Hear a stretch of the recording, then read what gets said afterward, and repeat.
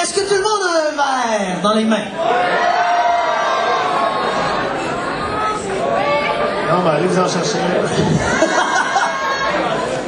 Parce que...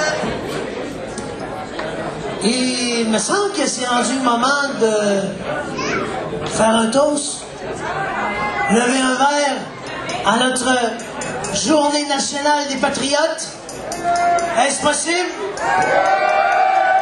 À la santé des patriotes que nous sommes. Tiens, aujourd'hui, vive les patriotes!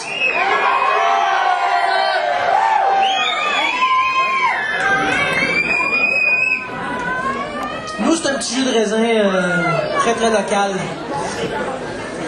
Alors, pour une dernière fois, j'aimerais ça que vous vous joigniez à moi pour aller du côté historique. Et alors, tous ensemble, entonnons la minute du patrimoine québécois. Alors, nous allons vous lire une lettre de Marie-Thomas Chevalier de Lorimier, son testament politique, qui a été écrite... Quand exactement, Denis? Ben, celle-là, celle-là, elle a été écrite quelques heures seulement avant qu'il soit pendu. Je pense que le Chevalier de Lorimier était pendu à 9h le matin du 15 février 1839. Puis il a écrit quelques lettres la veille, il a écrit quelques-unes le matin même, dont celle à sa femme, je pense qu'il a écrit le matin même, ben à 5h du matin. Il a écrit celle-là juste avant ou juste après. Là.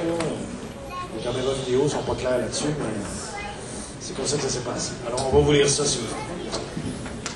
Donc, Marie-Thomas Chevalier de Lorimier, testament politique, 15 février 1839. Écoutez ça, les enfants. Oui. Écoutez ça. OK. La mort a déjà décimé plusieurs de mes collaborateurs. Beaucoup gémissent dans les fers. Un plus grand nombre sur la terre d'exil avec leurs propriétés détruites. Leurs familles abandonnées, sans ressources, aux rigueurs d'un hiver canadien. Malgré tant d'infortunes, mon cœur entretient encore du courage et des espérances pour l'avenir. Mes amis et mes enfants verront de meilleurs jours. Ils seront libres. Un pressentiment certain, ma conscience tranquille me l'assure. Voilà ce qui me remplit de joie quand tout est désolation et douleur autour de moi. Les plaies de mon pays se cicatriseront après les malheurs de l'anarchie et d'une révolution sanglante.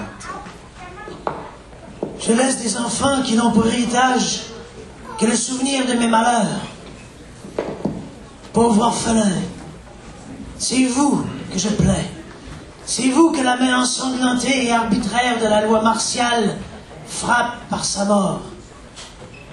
Vous n'aurez pas connu les douceurs et les avantages d'embrasser votre père au jour d'allégresse, au jour de fête, quand votre raison vous permettra de réfléchir.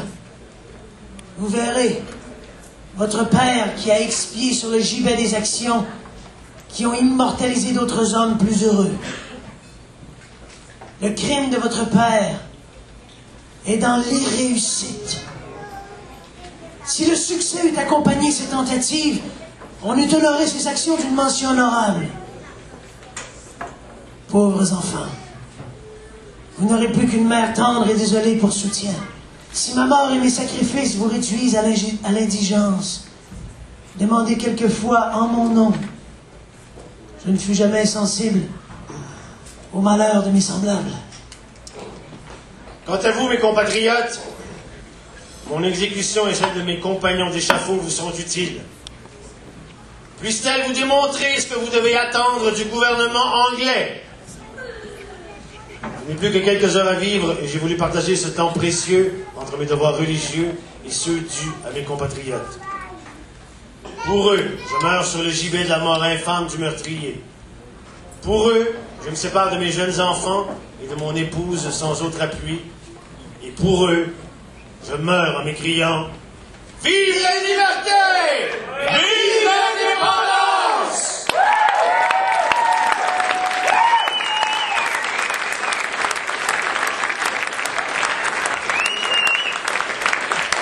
Moi, j'ai toujours été impressionné par le fait que ce gars-là a été capable d'écrire ça quelques heures seulement avant d'aller se faire pendre. Juste avant d'aller mourir, qui a eu, je sais pas comment appeler ça, le courage ou la force d'écrire à ses compatriotes pour leur dire « Servez-vous de nos morts dans l'avenir », d'avoir cette espèce de conscience là, de ce qui arrive dans le futur. Puis lui, il l'a eu, puis ils sont très peu nombreux à pouvoir en dire autant. Il faut avoir la foi. Oui! Vive Chevalier de la Lumière!